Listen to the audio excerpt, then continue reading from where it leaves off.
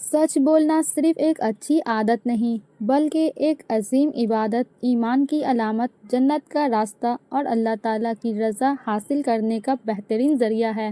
اللہ سبحانہ و تعالیٰ قرآن میں سورہ التوبہ میں فرماتے ہیں کہ اے ایمان والو، اللہ سے ڈرو اور سچوں کے ساتھ ہو جاؤ۔ اس آیت میں اللہ تعالیٰ نے اہل ایمان کو تقویٰ کے ساتھ سچائی اختیار کرنے کا اور سچے لوگوں کی صحبت اپنانے کا حکم دیا ہے۔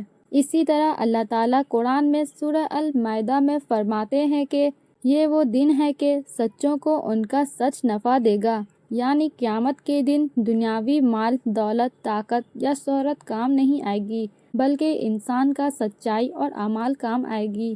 حضرت عبداللہ بن مسعود رضی اللہ عنہ سے روایت ہے کہ رسول اللہ صلی اللہ علیہ وسلم نے فرمایا، سچائی نیکی کی طرف اور نیکی ہدایت کرتی ہے، اور آدمی سچ بولتا رہتا ہے یہاں تک کہ وہ صدیق ہو جاتا ہے، اور جھوٹ بدکاری کی طرف اور بدکاری دوزخ کی طرف لے جاتی ہے، اور آدمی جھوٹ بولتا رہتا ہے یہاں تک کہ وہ اللہ تعالیٰ کے نزدیک کاذبین یعنی بڑا جھوٹا میں لکھا جاتا ہے۔ اس حدیث سے معلوم ہوتا ہے کہ سچ بولنے والا انسان، مرد ہو یا عورت، اللہ تعالیٰ کے نزدیک بہت بلند مقام حاصل کرتا ہے، جبکہ جھوٹ بولنے والا انسان آہستہ آہستہ ہلاکت کی طرف چلا جاتا ہے۔ اللہ سبحانہ و تعالیٰ قرآن میں سورہ النحل میں فرماتے ہیں کہ جھوٹ تو وہی لوگ باندھتے ہیں جو اللہ کی آیت پر ایمان نہیں رکھتے، اور وہی لوگ اصل میں جھوٹے ہیں۔ یہ آیت بتاتی ہے کہ جھوٹ ایمان والوں کی صفت نہیں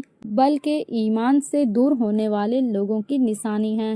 ہمارے پیارے نبی کریم صلی اللہ علیہ وسلم کی پوری زندگی سچائی کی مثال تھی۔ نبوت سے پہلے بھی لوگ آپ صلی اللہ علیہ وسلم کو الصدیق اور الامین کہہ کر پکارتے تھے۔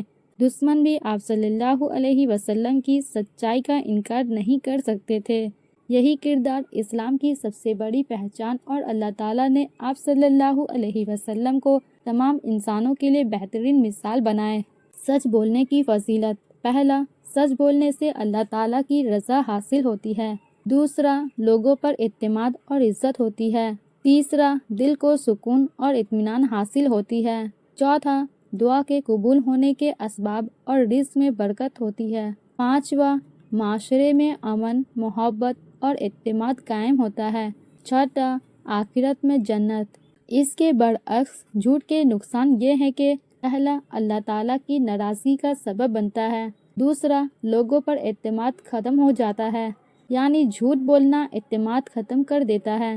تیسرا، دل میں بے سکونی ہونا اور دل کا سخت ہو جانا۔ چوتھا، آخرت میں سخت عذاب۔ ہم سب کو چاہیے کہ ہر حال میں سچ بولے، چاہے وقتی نقصان ہی کیوں نہ نظر آئے، کیونکہ دنیا کا معمولی نقصان برداشت کیا جا سکتا ہے، لیکن آخرت کا نقصان سخت عذاب ہے۔ لہٰذا ہم سب کو چاہیے کہ ہر معاملے میں سچ بولنے کی عادت ڈالیں، چاہے تجارت ہو، ملازمت ہو، تعلیم ہو یا گھر کا کوئی مسئلہ۔ ایک مومن کی زبان ہمیشہ سچی، نرم اور امانت دار ہونی چاہیے۔